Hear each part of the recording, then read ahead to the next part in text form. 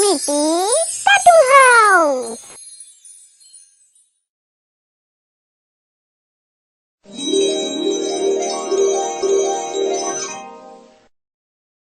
Hello বন্ধুরা, আজ আমি এসে গেছি নতুন একটা গল্প নিয়ে।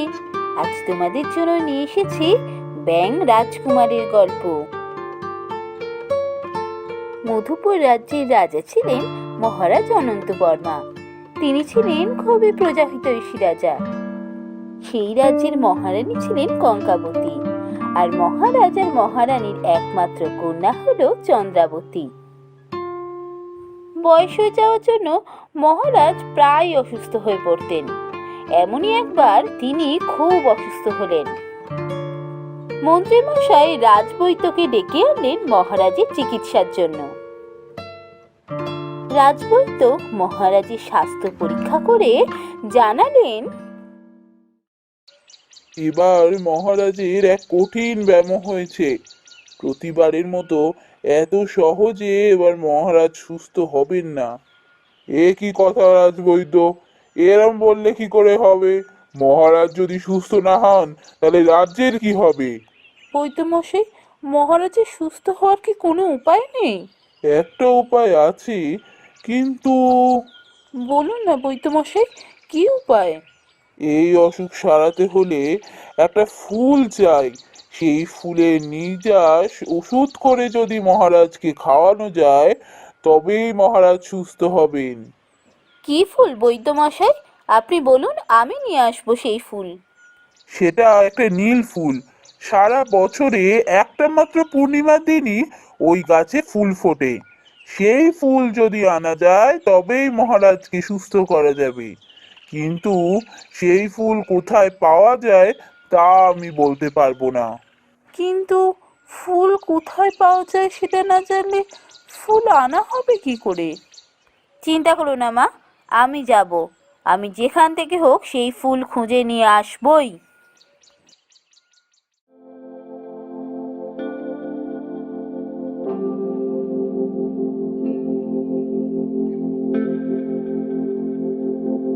রাজকুমারী চন্দ্রাবতী বেরোলো সেই অজানা ফুলের সন্ধানে।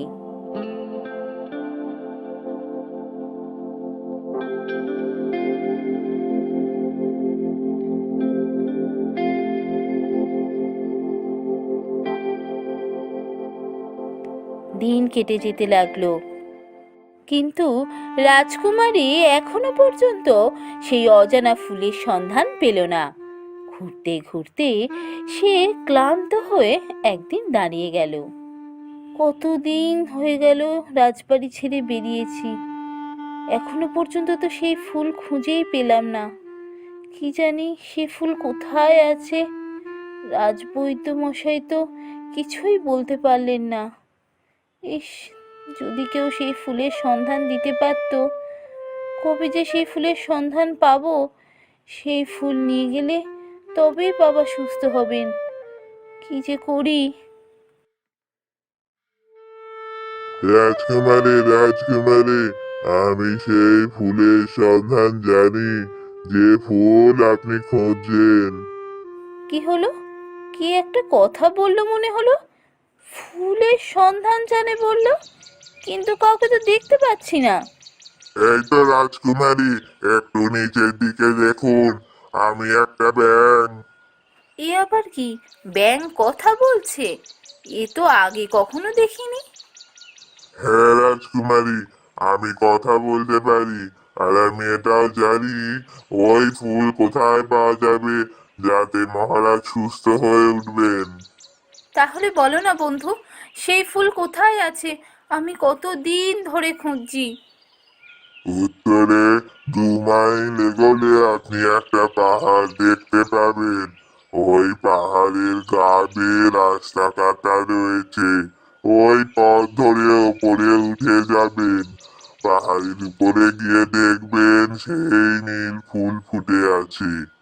কিন্তু বৈদ্যমশাই বলেছিল ওই ফুল সবসময় ফোটে না, একমাত্র পূর্ণিমাতে ফোটে, তাও আবার বছরের একটা পূর্ণিমাতে।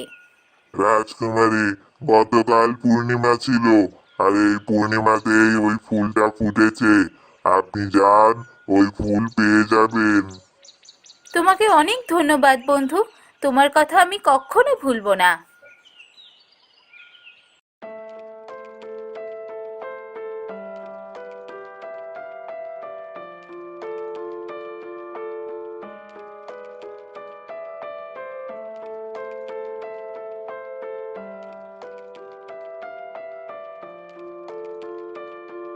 ওই তো দূরে দেখতে পাচ্ছি নীল রঙের কতগুলো ফুল ফুটে আছে, নিশ্চয়ই ওই ফুলগুলো। আমি পেয়ে গেছি ফুল, এই ফুল নিয়ে গেলেই বাবা সুস্থ হয়ে যাবেন।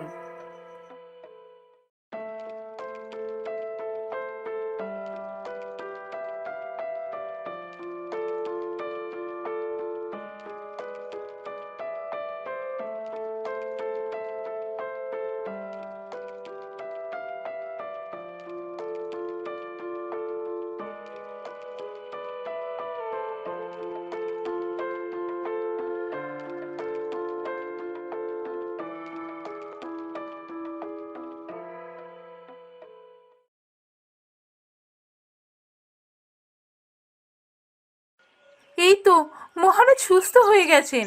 চন্দ্রাবতী, তুই পেরেছিস, তুই মহারাজকে সুস্থ করতে পেরেছিস। জানো মা, এই সমস্ত কিছু সম্ভব হয়েছে আমার এক বন্ধুর জন্য। সেই আমাকে বলে দিয়েছিল কোথায় গেলে আমি নীল ফুল পাবো। আমি একবার তাকে গিয়ে ধন্যবাদ জানিয়ে আসবো।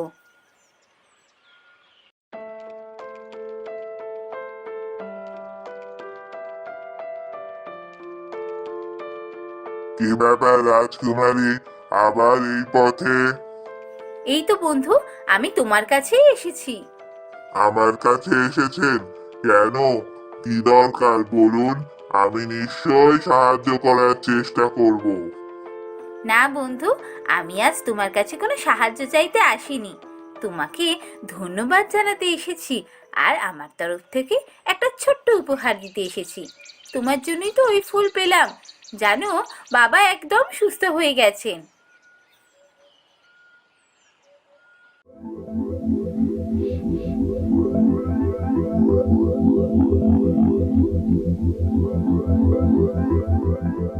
এ কি, আপনি কে? ব্যাংক থেকে মানুষ হয়ে গেলেন কি করে? আমি মুকুন্দপুর রাজ্যের রাজকুমার সৌরদীপ। আমার নিজের বীরত্ব নিয়ে খুবই অহংকার ছিল। আমি যে রাজ্যই আক্রমণ করি সেই রাজ্য আমার হাত থেকে কখনো বাঁচতে পারে না। সেই রাজ্য আমি জয় করেই ছাড়ি। এই বীরত্বের অহংকারে আমি এক ব্যাঙের কাছে অভিশাপ পাই, আর সেই জন্যই আমি এতদিন ব্যাঙ হয়েছিলাম। আজ তোমার জন্যই আমি আবার মানুষ রূপ ফিরে পেয়েছি। কিন্তু ব্যাঙ হঠাৎ আপনাকে অভিশাপ কেন দিল? বীরত্বের অহংকারে আমি একদিন ব্যাঙরাজকে তুচ্ছ বলে খুব অপমান করেছিলাম। রেগে গিয়ে ব্যাঙরাজ আমায় অভিশাপ দেয় যে আমি সারা জীবন ব্যাঙ হয়ে থাকব। কিন্তু তারপর ব্যাঙরাজের আমার উপর দয়া হয়। তখন অভিশাপ মুক্ত হওয়ার পথও সে বলে দেয়। সে বলেছিল, যদি কেউ কোনোদিনও সৎ মনে আমাকে বন্ধু বলে মেনে নেয় এবং কোনো উপহার দেয়, তবেই আমি আবার আমার মানুষ রূপ ফিরে পাবো। আজ তুমি আমাকে বন্ধু বলে এই উপহার দিলে বলেই আবার আমি মানুষ রূপ ফিরে পেলাম। তোমার কাছে আমি চিরকাল কৃতজ্ঞ থাকবো। আমিও আপনার থেকে অনেক বড় উপকার পেয়েছি। আপনার জন্যই তো আজ আমার বাবা সুস্থ হয়ে উঠতে পেরেছেন। রাজকুমারী, আমি তোমায় একটা কথা বলতে চাই। যদি তোমার আপত্তি না থাকে, আমি তোমায় বিবাহ করতে চাই।